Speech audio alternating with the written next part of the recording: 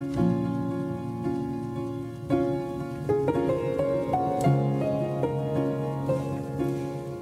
entend souvent parler de la dépression, d'être en burn-out, fatigué, bipolaire, anémique, malade, comme si à chaque fois qu'on vivait une période difficile, il fallait traiter ça à coups de pilule. Mais pourtant, il y a plein de façons d'être malheureux qui ne signifient pas nécessairement être malade. Depuis des années, je me sens de plus en plus challengée par la façon dont on vit en société. Les jobs qu'on fait juste pour payer le loyer, les dettes qui fonctionnent jamais, les problèmes de santé qui s'additionnent, les réseaux sociaux, la façon dont j'agis et je pense. Je me vois vieillir sans enfant, sans REER, puis il m'arrive souvent de me questionner sur ma raison d'être sur cette terre, ou même si j'en ai vraiment une. Je sais que ça va peut-être vous surprendre parce que je vous partage souvent des trucs pour mieux vivre, puis j'ai donc bien l'air d'avoir mes shit together, mais guess what?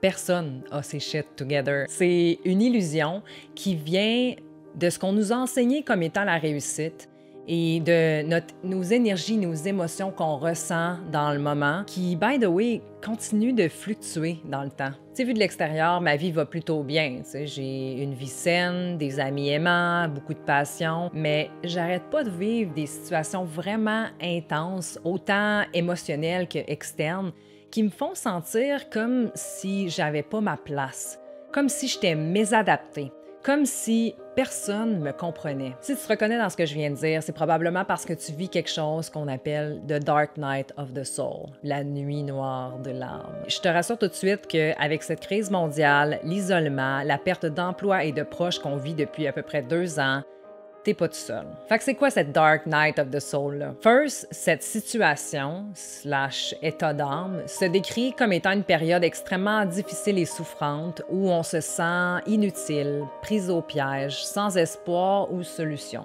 Bref, tu vis vraiment un moment de marde, t'as l'impression que tu vires folle, puis tu sais pas comment t'en sortir. Dit de même, ça peut ressembler à beaucoup de situations de vie. Donc, histoire de clarifier un peu plus cet état de vie indésirable, voici 5 signes qui pourrait vouloir dire que vous êtes en train d'expérimenter The Dark Night of the Soul. Qu'est-ce que ça veut dire et quoi faire pour passer à travers? Numéro 1, ce que tu ressens à l'intérieur, tu l'expérimentes à l'extérieur. C'est comme si tu avais plein de synchronicités dans ta vie présentement qui miroitaient ce que tu ressens à l'intérieur puis le font ressortir. On a l'impression dans ce temps-là que la vie, l'univers conspire contre nous et que ce qu'on vit à l'intérieur est beaucoup plus intense que ce qui se passe réellement à l'extérieur. Numéro 2, c'est hyper commun quand on souffre de la Dark Night of the Soul de retomber dans des vieux patterns, mauvaises habitudes, addictions, façons de penser ou d'agir qui nous nuisent. Et puis quand ça arrive, on se sent mal parce qu'on se dit et on sait qu'on fait des choses qui sont à l'encontre de nos valeurs et intentions dans la vie, qu'on devrait être rendu meilleur que ça, mais on n'est juste pas capable de faire autrement présentement. Pour moi, ça peut se manifester de plusieurs façons. Ça peut être en mangeant trop de sucre ou de la malbouffe, en fumant du pot, en buvant de l'alcool, en appelant un ami pour chialer, en me perdant totalement dans un projet passionnément, en dépensant de l'argent en ligne, même quand mon budget est super tight, ou tout simplement en me répétant constamment que j'ai pas ma place nulle part, puis de rentrer dans un genre de dark place où je me dis j'aimerais mieux disparaître qu'être là présentement. On fait et on pense ces choses-là par vieille croyance, vieille habitude, mais aussi parce qu'on cherche la dopamine, on cherche la distraction pour ne pas vivre totalement cette noirceur qui nous habite. Mais en faisant ça, on se sent encore pire, ce qui nous fait tomber dans un genre de cercle vicieux de retourner dans une mauvaise habitude parce qu'on se sent pas bien et donc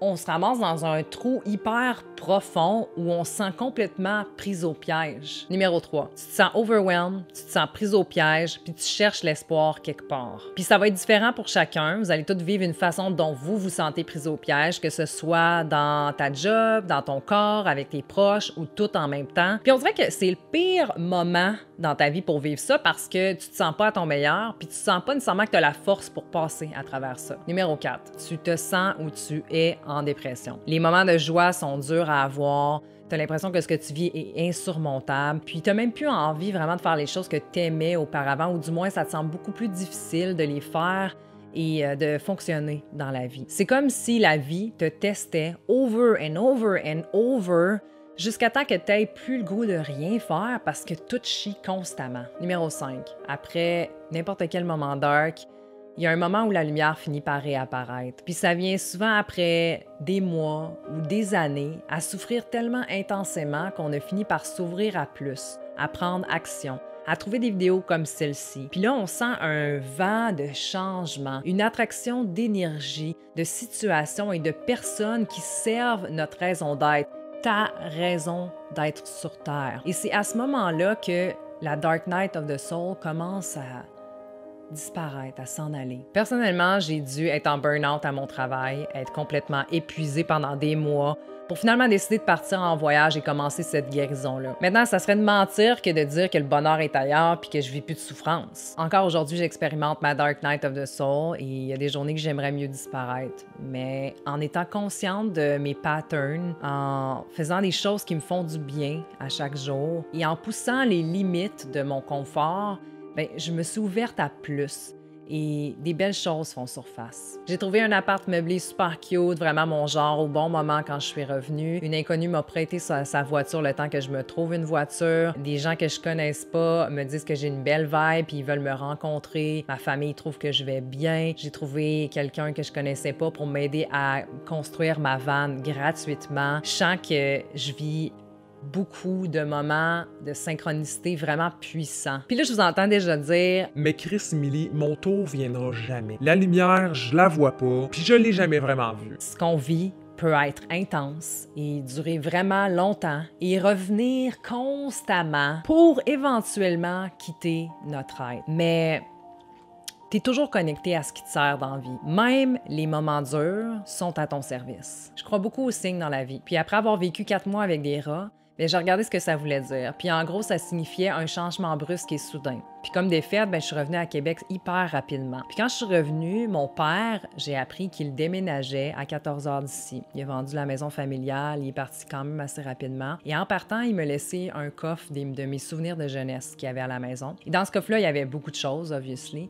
Mais je suis tombée sur une pierre précieuse avec une grenouille dessus, que j'avais jamais pris le temps de me dire qu'est-ce que ça voulait dire. C'est mon ex qui m'avait donné ça long time ago. Puis là, j'ai regardé ce que ça voulait dire et ça parlait de renouveau et de transformation, de libération. Puis ensuite de ça, le 3e signe que je vis présentement, c'est que je suis la seule dans tout mon bloc appartement à avoir des problèmes de fourmis dans mon appart, des grosses fourmis noires. Quand je suis allée voir ce que ça voulait dire, ça parlait de force, ça parlait de santé financière, ça parlait de travailler fort pour servir sa communauté. Je sais que tout n'est pas un signe, hein? C'est pas parce qu'on aime la même sorte de gâteau vachon qu'un gars qu'on va le marier. Mais pour moi, tous ces signes qui sont arrivés dans une période très condensée de ma vie font partie de moments extrêmement difficiles, mais reflètent aussi la beauté qui est déjà dans ma vie. Et peut-être que vous aussi, vous avez des signes dans votre vie présentement, puis qu'il vous faut juste en être conscient et consciente et les interpréter. Personne n'aime souffrir. Puis je sais que tu n'as pas choisi ce qui t'arrive en ce moment, mais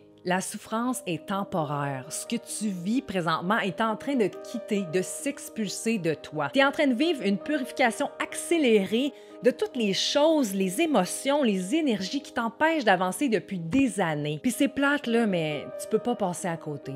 Tu dois passer à travers. Tu dois prendre action et faire les choses qui te nourrissent l'âme, aussi infimes soient-elles. Que ce soit dessiner, lire, appeler un ami, aller marcher, t'entraîner, te raser, méditer pendant un bon 5 minutes, flatter ton chien. Ceux et celles qui souffrent de la Dark Night of the Soul et cherchent leur lumière finissent par trouver quelque chose qui leur donne espoir, qui les font vibrer et qui leur amène la paix. Mais bien sûr, tu dois prendre action.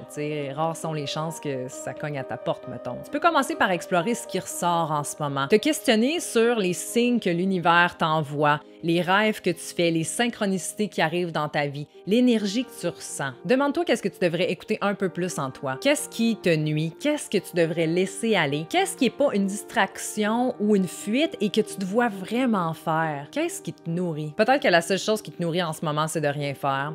Puis c'est bien correct.